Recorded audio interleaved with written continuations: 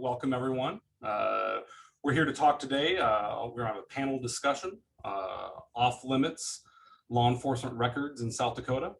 My name is Corey Myers. I'm the news director at the Argus Leader.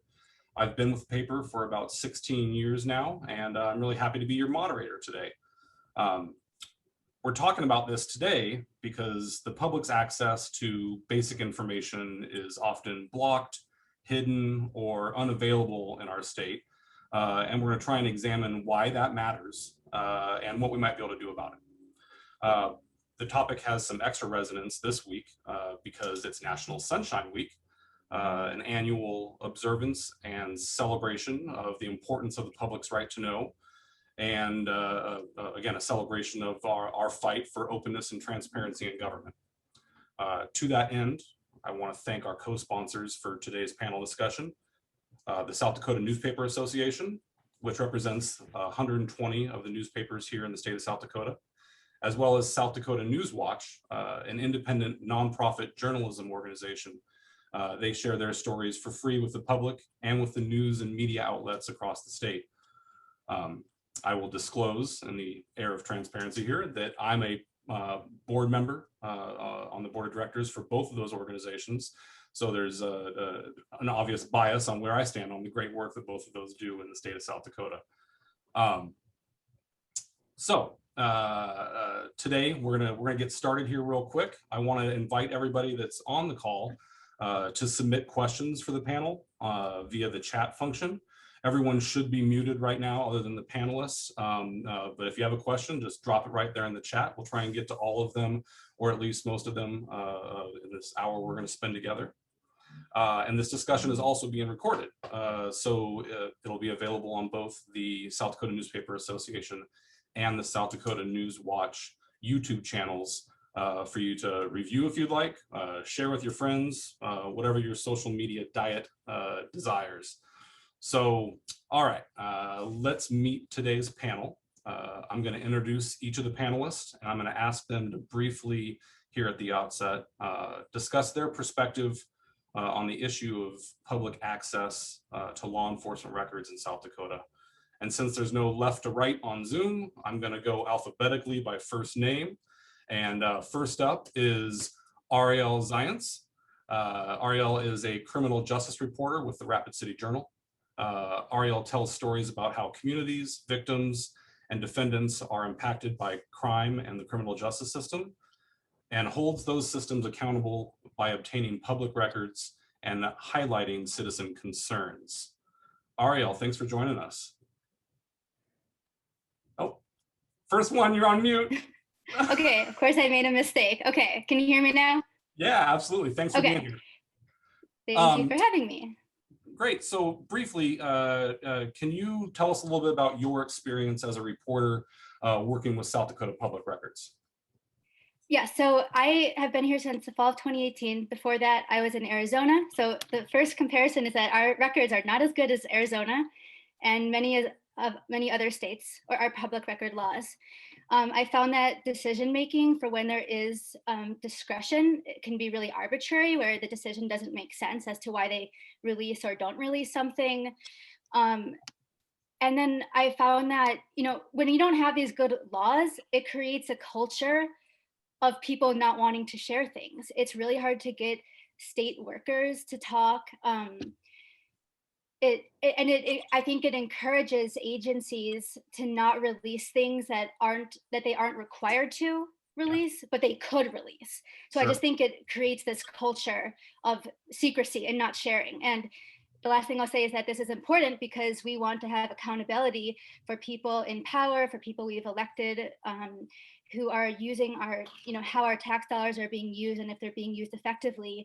I mean, this could reveal corruption, it could reveal problems, or it could reveal things that are working really great. Sure. So. Yeah, no, thank you. And you touched on a lot of topics and digging in options that we're going to get to later in the call. So thank you. Next up is Bart Fancook, content director with South Dakota News Watch. Bart is a Wisconsin native, and he's been editor and reporter, a writing coach at a lot of publications over the years in Wisconsin, Florida, and here in South Dakota. Bart is also a member of the First Amendment Committee here with the South Dakota Newspaper Association. So Bart, thank you for joining us. Welcome. Thank you for having me. Yeah. Hey, same question to you, Bart. What's been your experience as both a reporter and editor? You were with the Rapid City Journal for a while. You're now with Newswatch for a couple years. What's been your experience in South Dakota with open records laws? Well, on the question of access to law enforcement records and information, South Dakota is way, way behind other states. Reporters and the public don't get to see police reports, body cam videos, use of force reports, probable cause affidavits, personnel records of officers, complaint information filed about individual officers or agencies, or the results of internal affairs reviews. Reviewing those documents when appropriate is a way for the press and public to add oversight to an agency and increase accountability, and thereby catching so-called bad apples before they become bigger problems, discovering problems that need to be addressed within an agency, and ultimately making agencies stronger and more accountable to the public they serve. To me, it seems an undeniable fact that the mantra of law enforcement agencies in South Dakota, the just trust us approach to oversight, doesn't provide the press and public a suitable level of checks and balances or accountability of institutions and individuals that ultimately have the right to legally take away a person's liberty or even their life.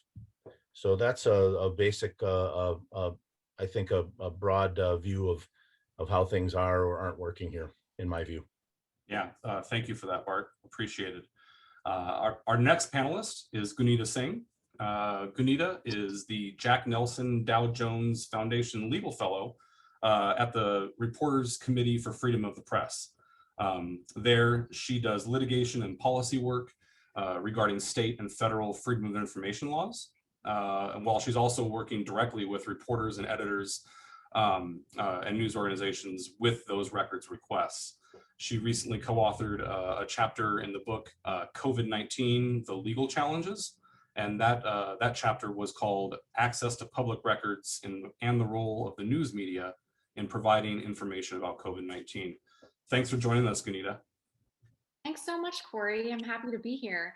So as a legal fellow at the Reporters Committee, focusing on FOIA and public records issues, one of the main parts of my job is I'm the point person on the Reporters Committee hotline for public records questions. So each day I'm hearing from journalists all over the country who have run into obstacles trying to obtain public records, whether it's with respect to law enforcement records, which I know is the theme of today's talk, but also other kinds of records, whether health data during the pandemic, school and university records, tons of other record categories as well. So I'm in this unique position where I'm getting to compare and contrast the access provisions of dozens of public records laws, sometimes in a single week, if it's a really busy week. So, it's rewarding to help members of the news media navigate these issues, but it can also be really frustrating just to see how many barriers still exist to the free flow of information. In South Dakota in particular, although South Dakota is not an outlier, but I know we're going to talk about later body-worn camera footage. And that aspect in particular, South Dakota is lagging behind a bit, but I'm excited to be here and to dive into these issues with you all today. Yeah, we're excited to have you. Thank you so much. And you're right, we're going to focus today a little bit on, the access to law enforcement records. But when you're talking about open records request and the public's right to know, I'm really glad you brought up healthcare and university systems and all these other areas where we fight the same battles for access to information that should be public and are sometimes thwarted there. So thanks again for joining us. Our fourth panelist, I'm not going to say last or final because we're really happy to have him here, is former South Dakota Attorney General Marty Jackley. Beyond the AG's office, Marty has served as United States Attorney. He's been a small town state's attorney and is currently the partner at Gunderson, Palmer, Nelson, and Ashmore law firm, which has offices in both Pierre and Rapid City here in South Dakota. And again, for transparency's sake, it's worth an important note that Marty has also announced his candidacy to become South Dakota's Attorney General again in the upcoming 2022 election cycle. So Marty, welcome. Thanks again for being with us today. Thank you, Corey, and thank you to the South Dakota Newspapers Association and South Dakota News Watch.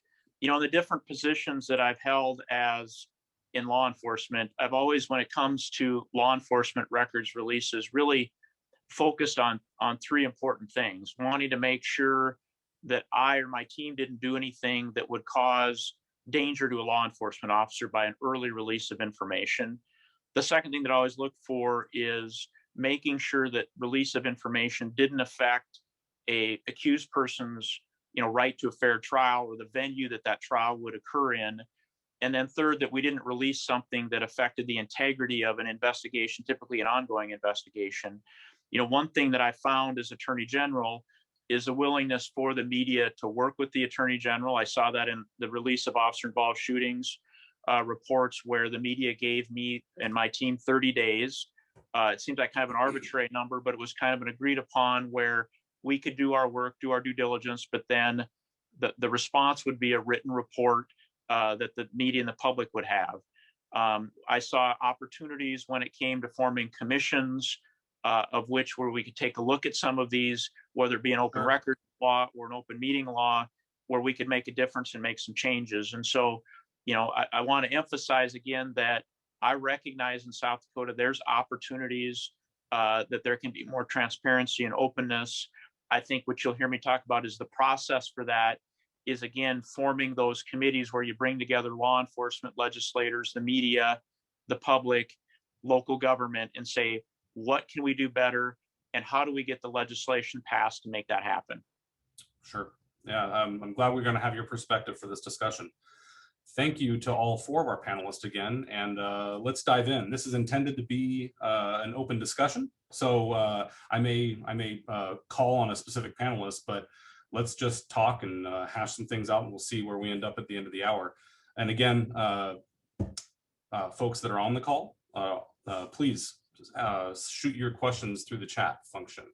I'm going to start off, many in our audience will not have the base knowledge about what makes South Dakota's open records laws unique, different, or I think, Gunita, you said, we're not alone in some of the, what I would call deficiencies, but again, that's up for debate. Can you maybe help frame this for us a little bit and how South Dakota compares nationally or with what you're seeing in your work? Sure, I'm happy to. So I'll start off by just taking a step back and saying that law enforcement records really span a wide spectrum. They include 911 tapes, body-worn camera footage, use of force reports, investigatory records more broadly. And all of these records are treated differently across the country because each state, plus the District of Columbia, of course, has its own public records law. What's unique about South Dakota is investigatory records are presumptively closed. And what's unique about that is most jurisdictions, I would say, recognize a distinction between ongoing law enforcement proceedings or internal affairs investigations versus ones that are closed. The federal FOIA, for example, contains such an exemption for records whose disclosure would interfere with ongoing proceedings. And many states look to the federal FOIA when administering their own public records laws. So it's kind of a good baseline to always look at the federal FOIA just to see how the federal FOIA treats records. So that lack of a distinction in South Dakota means that a lot of records will remain shielded from view, even when disclosure doesn't necessarily stand to hamper legitimate law enforcement operations. I'll also just take a quick second to talk about personnel records, which would, of course, apply to certain files of police officers. And we all know there's been a ton of interest in those here and elsewhere lately. And personnel records are also presumptively closed in South Dakota, which is actually the case in several other states as well. Colorado and Delaware, just to name a couple. But a lot of states include a balancing test in their law, which asks the agency to weigh the public interest in disclosure against any privacy interest that may exist in the information sought. Alaska is one example, Arkansas is another example. But in South Dakota, that's actually not the case, which once again means that important records that stand to shed light on the conduct and performance of public officials often remain secret, despite the tremendous public interest in them. So those are just a couple examples to kind of set the stage and get the conversation going. And I'm really, really eager to hear from the other panelists who've been on the ground doing the work fighting for access in the state. Yeah, it's interesting to hear you immediately go at the sort of investigative blanket record or exemption, because Marty, you also mentioned that in your opening, and I think that's where a lot of the tension between trying to get access to what we feel are public records while also working with law enforcement on their need to continue to do their work and investigation. Again, through your eyes, Marty, like how have you dealt with that in the past? So certainly when you've got whether it be an investigation or an ongoing proceeding, of course, you've got different rules. The prosecutor has to not only look to state statute, but we have the rules of professional conduct. In South Dakota, that would be Rule 3.6 and 3.8, which does not allow a prosecutor really to do anything that would come anywhere near affecting the accused's right to a fair trial. In fact, if you look at our rules of ethics, if there's an ongoing proceeding, there's enumerated in the rules of ethics of what we can release. We can release what the charges are, information about the arrest, the arresting agency, and then pretty much everything else is off limits. In fact, those rules apply to the prosecutor and they give a defense attorney more leeway. So it is certainly much more challenging for law enforcement or the prosecution side to release any information regarding kind of an ongoing proceeding or an ongoing investigation. I mean, the harder question is once the investigation's done, once the trial is done, how does the release of that information look? And definitely the rules primarily are set forth in statute. We have a couple of different statutes that apply. 1-27-1.5 subsection 5 is really what governs what we do. And we have, of course, the 911 calls and the PBTs are specifically, set forth or pulled out of the non-disclosure laws with a balancing test. And so we're really limited, and those do not include body-worn camera footage. I mean, those are just strictly PBTs and the 911 call. And so there's a lot of limitation that, frankly, if you're a lawyer, a prosecutor, or you're an agency that's involved in law enforcement, you go straight to that statute and pretty much everything by law is off limits other than those two things. And then you do a balancing test. Sure. We've got some case law like the Benda case that talks about when you no longer have that ongoing investigation issue, you don't have law enforcement safety issues, what are the rules? And again, it goes back to statute. They did give, the Supreme Court did affirm a little leeway to the Attorney General, making clear, though, that you got to balance privacy interests, still the accused, their family, and a victim.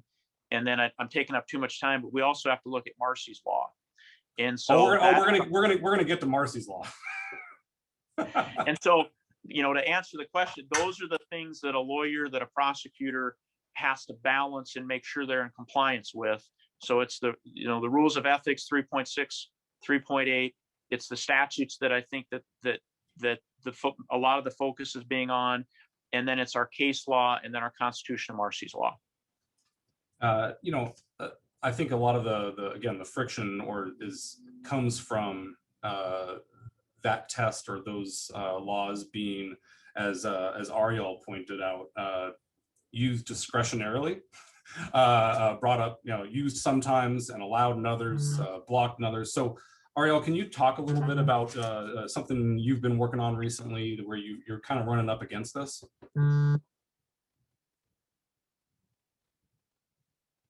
You're on mute again. Okay, I'm horrible. Okay.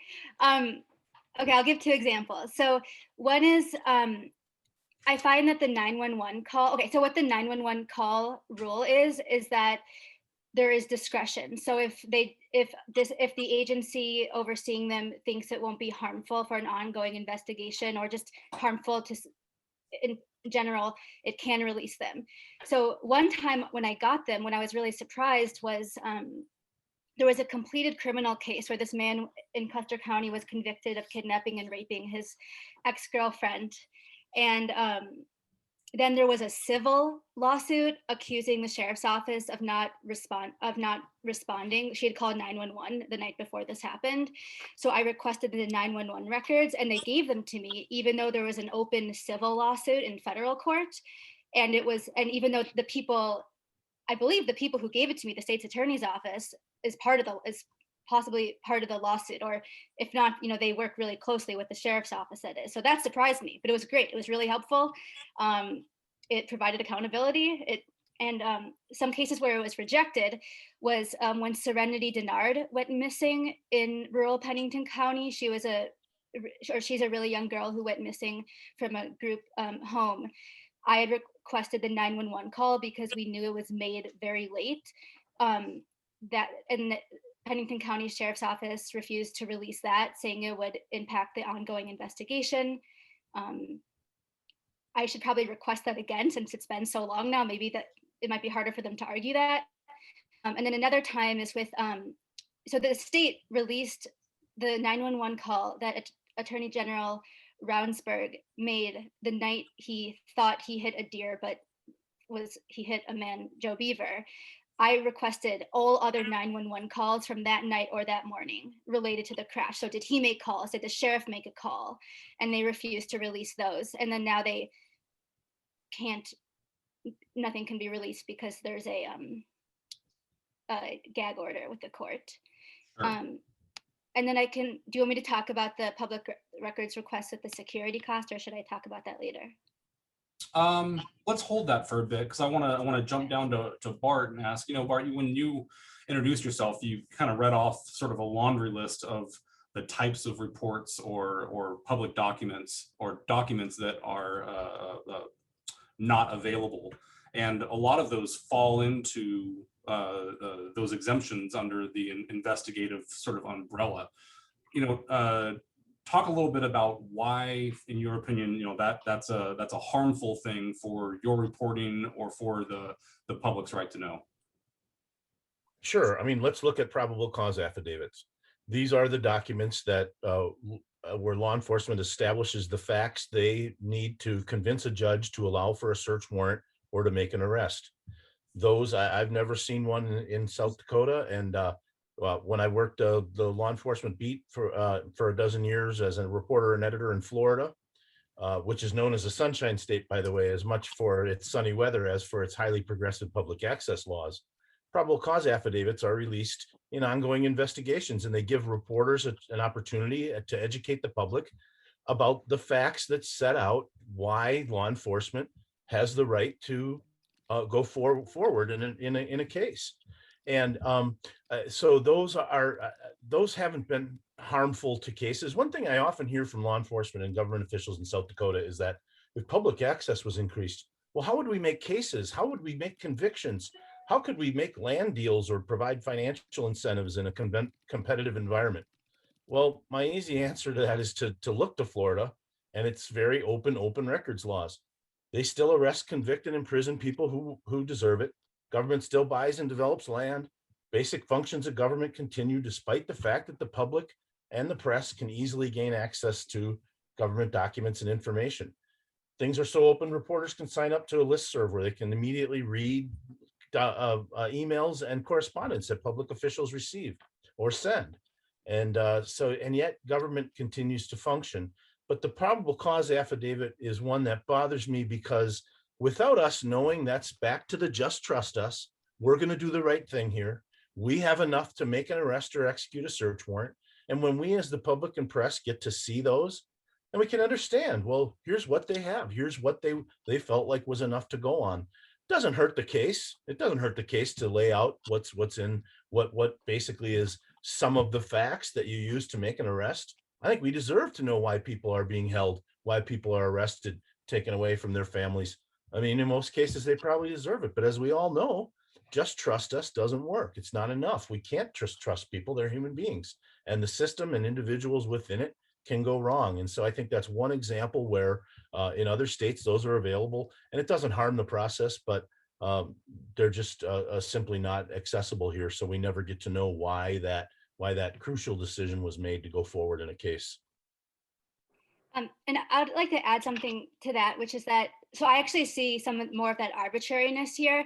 So actually in Pennington County, we sometimes do get probable cause affidavits and police reports when they're attached to criminal cases, but like other counties, you don't get them. And then, but the search warrant affidavits to get in Pennington County, those a clerk can't give them to me. I would have to make a request through our presiding judge. I asked him, I said, is this an order you signed? He said, no, this is just a business practice. A friend who used to work at the Argus Leader told me that he routinely got the search warrant affidavits from the clerks. So there's just arbitrariness there. Sure. Thank you both for that. There's been a couple questions that have come in from the listeners here, and I do want to get to one that sort of dovetails with something I wanted to ask you, Marty. Michelle asks, oh no, I'm sorry. This is Greg. Greg says, I'd like to hear the panel discuss why the law is what it is, more than what it is. And so I think, if we look at South Dakota, and in 2009 was the first time that the presumption of openness was written into South Dakota law. So in the 12 years since, Marty, in your opinion, what needs to be done, if anything, in your opinion, and what is the resistance to efforts, whether it's the South Dakota Newspaper Association or of other journalists or citizens asking for more openness from the government? What do you feel is the resistance, maybe from the law enforcement community or legislators? So again, that's a very open question, and it's a good question about, but it's going to depend upon what the issue is. And I'll give you an example, and then I want to bring it back to the commissions that we've formed, or the task groups that we brought legislation, and the challenges we had with that legislation. But for example, like there was a discussion about search warrants. And so in some cases, you just may have a first round of search warrants. You find what you need to establish probable cause, and you make an arrest, and it's that track that you're on. But in some cases, you may issue a round of search warrants that require another round of search warrants that require some more search warrants. The challenge is, if at the first stage of that search warrant, if that information is released, then the individual you may be searching is tipped off to that. You could get a destruction of evidence issue. You could put a law enforcement officer safety at issue if they're showing up to do a search warrant. So some of it depends upon the timing aspect. Under our laws, this information oftentimes does become available, but it's an issue of timing. If a criminal case is brought, of course, you may have various challenges by the defense attorney that brings these matters into open record, or the public record with respect to the court proceeding. If there's a challenge of probable cause to a search warrant affidavit, then it becomes a matter of public. The way our laws are written is, again, I go back to protect the proceedings and make sure that the innocent, or somebody that's presumed innocent, gets a fair proceeding, that some of this information is not released until the conclusion of matters, or until a prosecutor makes a decision that a file is closed. And so so much of this depends upon the timing. And what I will tell you, that, the question came up, what is the challenge of this? Why are some of these laws not changing? When I was Attorney General, we formed a task force. We actually had a couple of different task forces because of Marcy's law. I know we'll get to that, where we sat down, and I say we, it was the media, it was law enforcement, it was the public, of how can we do better. And I know Dave Broderick was a very instrumental part of that. We proposed legislation, in some instances had the support of Governor Dugard and Attorney General Jackley. And frankly, we just didn't get it passed. It wasn't from lack of effort. Sometimes the legislative process takes time. I've always encouraged, don't don't give up after the first try. There's several instances where the work of that task force didn't pass the first round. It took the second or third round. And so I would suggest now is the right timing with all the transparency issues. It's Sunshine Week to talk about putting together a task force to look at what our laws are, how do we improve it, and equally, how do we get it passed? I mean, good concepts are fine, but you got to find the ability to get them put into law. And that sometimes takes that group effort of law enforcement, of the media, of the public to come together and say, we can do better, and here's how we do it better. Okay. Yeah. Let's since it's now been mentioned a couple times, let's dive in, or let's touch on Marcy's Law. Gunita, South Dakota obviously isn't the only state where Marcy's Law has been enacted. Can you explain for the group that's with us today a little bit about what Marcy's Law is, and maybe how that law has had an impact across the nation? Yeah, it's interesting. Within the last couple of years or so, we've been seeing some more action on the Marcy's Law front. So we've noticed police departments redacting information, for example, from routine incident reports, the names of officers who have used physical force, sometimes lethal, against civilians. And the bases for those redactions have sometimes been Marcy's Law, which is a crime victims bill of rights, which I think is active in, I want to say 12 states, but someone please correct me if I'm wrong on that. And it gives victims and survivors basic privacy rights. But an interesting trend we've been seeing is the police have been claiming that their officers who used force against the civilians are actually crime victims because the civilians may have attacked them first, and therefore the officers have a right to privacy under Marcy's Law. And it's something that I think is a pretty troubling trend. And I'll give you an example why I'll give you another example by way of a related issue. A couple of years ago, or I think last year, my sense of time is completely warped in light of the pandemic. I think this was last year. It's the same for all of us. I'm in good company.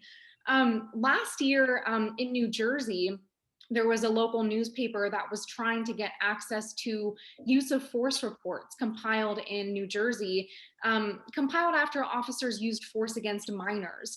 Now, fortunately, in New Jersey, use of force reports are public records. They've been considered public records under OPRA, the Open Public Records Act, in that state for quite some time. But there had been some ambiguity about whether use of force reports involving minors were public records, because there's another law on the books in that state that says records pertaining to minors have to be shielded for obvious reasons, protect juvenile privacy. But the newspaper made the obvious, compelling argument that if you simply redact the information relating to the minors, then what you're left with is a record that strictly pertains to police officers. And so, we all understand the bases behind Marcy's Law, relatedly, but when you start redacting information about police officers, when these are public servants who are tasked with serving our communities, then I think you're really doing a disservice to the spirit of public records laws that are intended to facilitate that transparency and accountability with respect to public servants. Yeah, and even if when concerning Marcy's Law, if you even take it down to here in Sioux Falls, there's we no longer get accident cross sections or crime addresses where crimes were committed because of Marcy's Law. And it seems like a minuscule or a small thing, but when you're trying to do public safety reporting, you're trying to talk with the community about crime rates and how we're policing and all these different things. If you can't talk about actual spaces, or that's a problem. I know Ariel, you and Bart jump in here on issues that you guys have seen in your newsrooms and organizations with the changes with Marcy's Law. So just to clarify, Marcy's Law has been cited in South Dakota. to shield the name of a police officer. It was a highway patrol trooper who shot but did not kill a person. And Mr. Jackley was the person who I interviewed for my story when I wrote this, and he was defending that, saying, well, she's a victim. And it's just a little ironic because I could find her name in court documents. So like, it's not even totally secret. So I just want to say that has happened here in South Dakota. Sure. Before I get down to Marty here, Bart, did any instances you can recall? I haven't in our type of reporting, I haven't run into Marcy's Law much. I could see it in a breaking news beat or one where you're dealing with a lot of law enforcement issues, Sure. Immediate issues, but no, haven't had to deal with that much.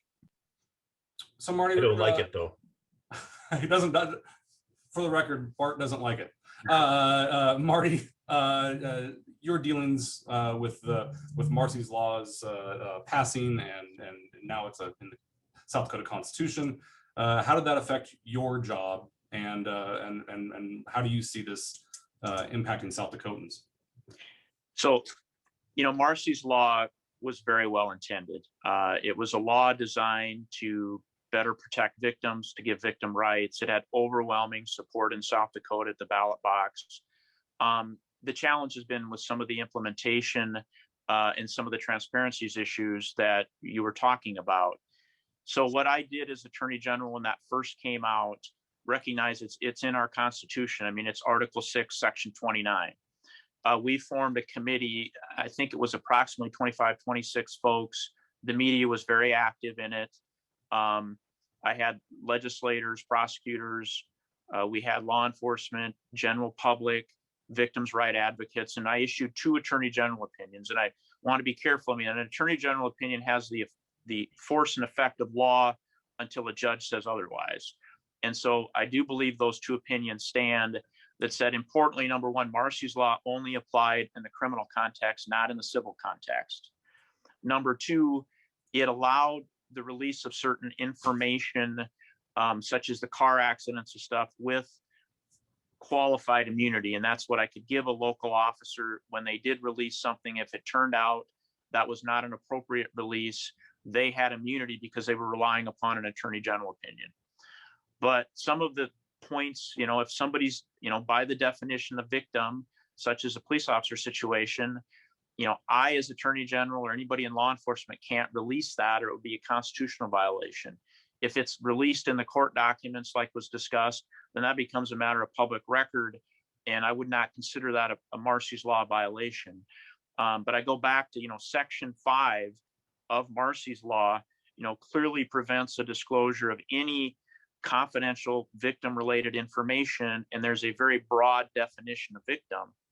And so I know that Speaker Mickelson, back when he was in the legislature, dealt a little bit with some of these challenges and worked on it. I think there's more work to be done. I don't believe there's been an Attorney General opinion since my 2. I would suggest that it probably would be best dealt with by the legislature and not the Attorney General, because again, the Attorney General, on the tier of what's enforceable, is pretty low on the totem pole. It goes the legislature and then the Constitution. But I think there needs to be a further look at the definition of victim and the definition of what information we're talking about. And I think that's the angle that when you want to find transparency, that can be achieved either through, I guess, an Attorney General opinion, legislative action, or frankly, more appropriately, a constitutional amendment to Marcy's Law. But that requires a lot of additional effort that an Attorney General opinion doesn't necessarily require. But again, the Attorney General cannot overrule the Constitution and has to enforce the Constitution. So I go back to, I think that's the solution. You put together a committee that may come with a proposal of either a constitutional amendment, legislative action, or as we did on the 2 instances with the committee, it was through State's Attorney Mike Moore requesting an answer, and then we gave it to him, and Representative Stevens requesting an answer, and we gave that to him also. Thank you. Yeah, I mean, Marcy's Law, complicates a lot of the discussion that we normally would have or could be having. But as you can probably see, everyone, I mean, like there's there's a very healthy sort of back and forth debate on what should be public information weighed against the privacy of individuals that are going through the system. So Ariel, Bart, Gunita, what if you're building a wish list, like what changes to South Dakota's open records laws would you be looking for that you think would have the biggest impact for regular citizens? I'll let the reporters go first. Sure. I think the presumption of openness is hasn't taken place. It certainly hasn't taken place on the local level. You know, I'm sure there's many reporters who've pushed back and been rejected. I don't think there's an understanding by the keepers of public records of what the laws are, and the presumption, as far as I've seen, remains that things are closed until you prove to me that they're open. Sure. And that leads to the arbitrary nature of release of things that Ariel mentioned, and it leads to a lot of requests being denied. Listen, every public official I've talked to in South Dakota, law enforcement or otherwise, always says they're for more openness. And they'll tell you that they personally have pushed for more openness. And yet the political will is absolutely lacking to look at other states. I don't think another task force made up of people from South Dakota is going to do the trick. You have to look to other places where these things are being done effectively. The public has a right to know, and the press is allowed to engage in that right to aid the public. I don't think another task force of people sitting together talking about what they might want in South Dakota. I think there's a whole scale change that's needed, and it's going to take a lot of political will. You know, I want to mention one concept that I've repeatedly found to be true, and that's in general, law enforcement officers and government officials who do things the right way, follow the laws, they support more openness and are willing to have their methods questioned and their records open because they believe that it raises their credibility. And when inevitably you look at what they did, you'll find to be that it was in the followed the laws of the land and had the community's best interest at heart. But right now, lawmakers are not in touch with these issues. They feel like South Dakota is very open. I think they're relatively just out of touch when it comes to what other states are doing. And I think that's a key part of it, is to look at what's working elsewhere. It's we're not going to risk losing cases, and no one wants that. So anyway, I think there's more to just another task force is needed. Bart, I have a. Oh, 1 second, Ariel. I just want to say to Bart, like, I agree with you conceptually, but I want to push back a little bit and ask, if not committees or like, again, like what actual thing would you like changed? Well, I think that we need to see police reports. I think that internal affairs investigations. I mean, we need to know what these officers with so much power are doing on the streets.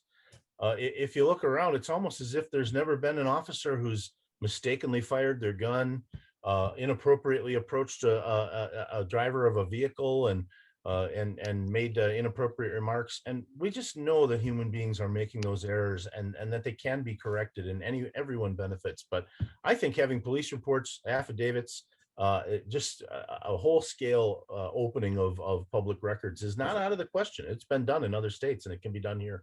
Thanks, Bart. Sorry to cut you off there, Ariel. Go ahead. Oh, no worries. Yeah, I kind of want to piggyback off of something that Bart said. So I think he's totally right about like legislators not knowing about this, but also I'm not sure if all of them care. I want to give an example from this year. There were 2 attempts to make it make the cost of the governor, or I think any state employees or officials, the cost of their security, because me and Morgan, who used to work at our paper, is now at the Argus, and others had requested the cost of security for Gnome's travel. So, and I'll go into the public records request later, but let me just focus on the legislators. They voted this down, okay? Some of the legislators asked the head of the Department of Public Safety, hey, why is this a security threat to reveal this information in South Dakota, but the Secret Service can reveal it in other states? His answer was, I don't know, because he only focuses on South Dakota. And our legislators were okay with that. They do not care that DPS cannot explain why it's a security risk to share this in South Dakota, but not by the federal government in other states. So I think that us as citizens, everyone who's listening, you need to contact your lawmakers and tell them that you care about this issue.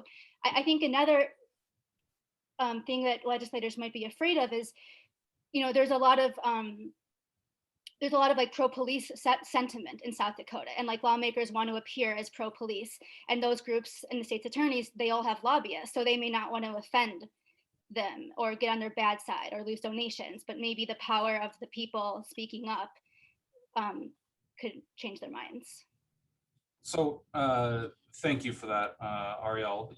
We are quickly running up against time, but I do, we're talking about South Dakota's Governor Kristi Noem and her travel around the country for political and for state reasons, and the security that goes along with it. And you and a couple other journalists around the state are trying to get the information on what taxpayers are paying for that. Can you try and coalesce that into briefly just kind of like walking the people through what that process is like, filing an open records request? Sure, I can make it very brief. Okay, so me and some other journalists wanted to know how much tax dollar money is being spent on Governor Noem's security when she traveled out of state. So I believe we emailed her office and DPS, and I believe it's her office that's handling it, and they rejected it. So first you just send an email, and you can cite the public records law, and then they said, we're not going to do this, and they cited an exemption, which is, quote, they're arguing a quote, this is public safety information that would create a substantial likelihood of endangering public safety or property if disclosed. So again, they are arguing that knowing how much her security cost would be it would create a substantial likelihood of endangering her safety. Right. So then they said no. So then we file a formal appeal to this place called the Office of Hearing Examiners. So right now we're going through that process. We submitted our argument. We're going to get an argument back from the state. Then we can send in, we can keep going back and forth. And it's me, Morgan at the Argus Leader, and Stephen at the AP doing this together. And then let's say they still rule against us, then we can appeal that to a circuit court where it goes to a judge. Sure. So this takes time and money, and sometimes it's no longer relevant by the time you would get it. So that's how it works. Yeah, fair. Gunita, anything to add? Yeah, in response to this question about what would the ideal wish list look like, I think it's important to address the issue twofold. There's the issue of properly implementing and administering what good law is on the books, and then there's the other side of the coin, which is enacting new laws. And I'll just briefly take both in turn if that works for folks. Yeah. With respect to 911 calls, I know Ariel was talking about this earlier, but by the plain text of the statute, recordings or transcripts of 911 calls are publicly available if the agency determines that the public interest in disclosure outweighs the privacy interest in non-disclosure. So that's a good thing, right? Because that means that there is some openness there. So I will give South Dakota some credit there. It's not all bad. But the problems, of course, arise when individual agencies apply that test in a way that isn't consistent with the spirit of open government. And when I say that, I'm really referring less to some lofty theoretical idea, but rather, as you, Corey, spoke to earlier, the public records law itself contains that explicit presumption of disclosure, which means that records are presumed open unless an exemption applies, and not the other way around. So of course, problems and barriers to access arise when government officials forget that, lose sight of that, or maybe they're just plain unaware. And it's our job, right, as open government advocates to remind government officials of that fact, not just in South Dakota, but all over the country. And then flipping to the other side of things, I really want to see some action on the body-worn camera footage front. That's something I feel really strongly about. The majority of states' public records laws speak to accessing body-worn camera footage. Several states explicitly reference body-worn camera footage as constituting a public record, and that number has been steadily growing over the last few years.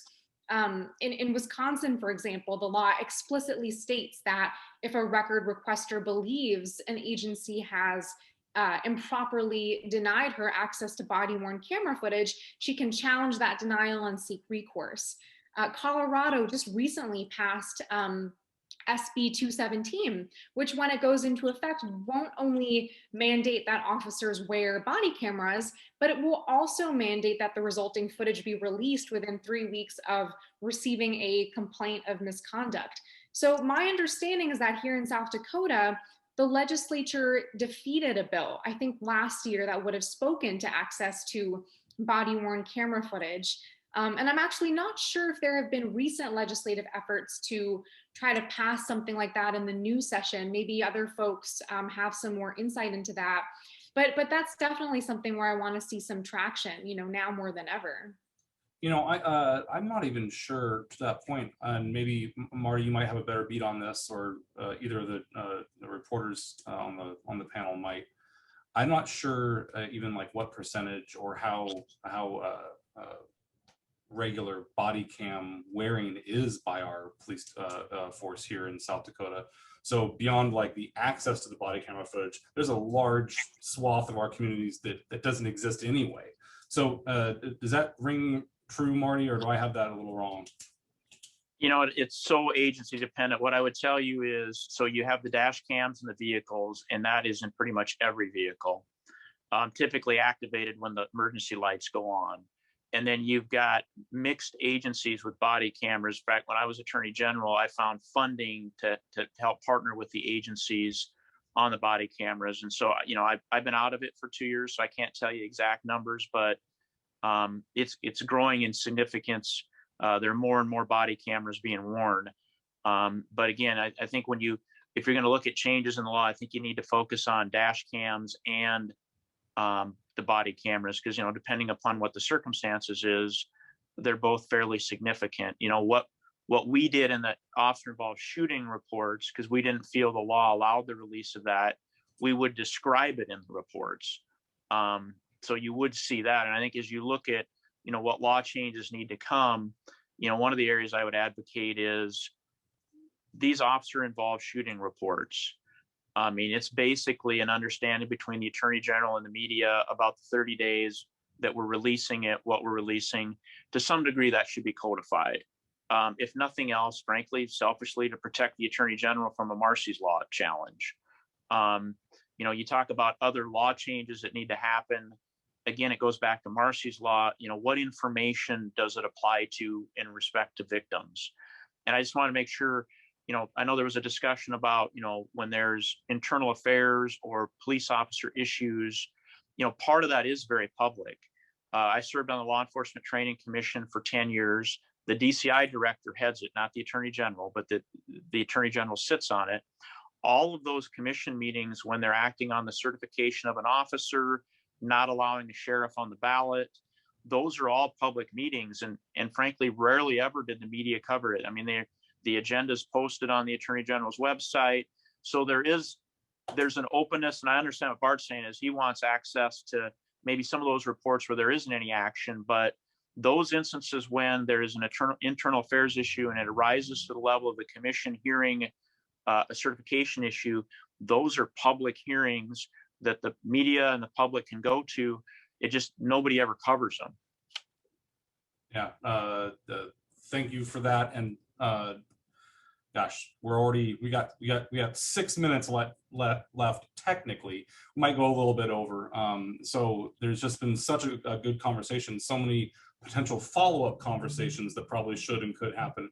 But I want to thank all the panelists here, and over the next 6 or so minutes, I want to give everyone a chance to sort of a parting shot, I guess, if you will. We'll start with Bart. Bart, anything that we didn't discuss today? I know you made this, the last time you talked, you made a pretty impassioned plea for just a culture of openness, which I appreciate. But anything you want to add on here at the end? Yeah, I think just to bring home the arbitrary nature of the public records laws and their implementation in South Dakota, The elephant in the room no one's discussed is that our governor, in a very unusual move, released videos of interrogations of our attorney general in a fatal pedestrian accident, way outside the norms. The only dash cam video I've ever been provided in South Dakota was when a deputy pulled over his girlfriend in the car and proposed to her. So those are that's the arbitrary nature here of a possibly political move, and then well, that video you mentioned was not only posted but then immediately retracted. Yeah, so there was obviously more to that story, and so I think that shows the arbitrary nature. I want to leave you with one idea, whether it's to Marty or Dave, but let's better educate the holders of public records about what the laws are, because there's just too many instances where people in rural areas and metro areas are telling me that things are not open. Well, that you can't have that. That's not part of the law. And so that is the opposite of the assumption of openness. And I think it's due to a lack of education and sort of a stuck in the, well, this is how we've always done it, and no one's ever asked me for that before. So I would suggest an education program for the holders of public records that can go a long way to improving the relationship and actually utilizing the laws that do exist. And thank you for everyone for being here, and thank you for the chance to speak. I very much appreciate it. Thank you, Bart. And, so I don't forget at the end, happy birthday. Thank you. Yeah. Marty, we're going to jump back to you for final thoughts on anything we discussed today.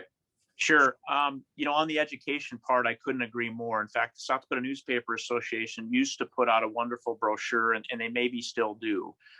Frankly, it was a brochure that set forth the laws very eloquently, even contained some of the court, references that I even used as Attorney General when I was speaking to county commissions and other folks. And I think if that is not being done, it needs to get back into publication and be utilized.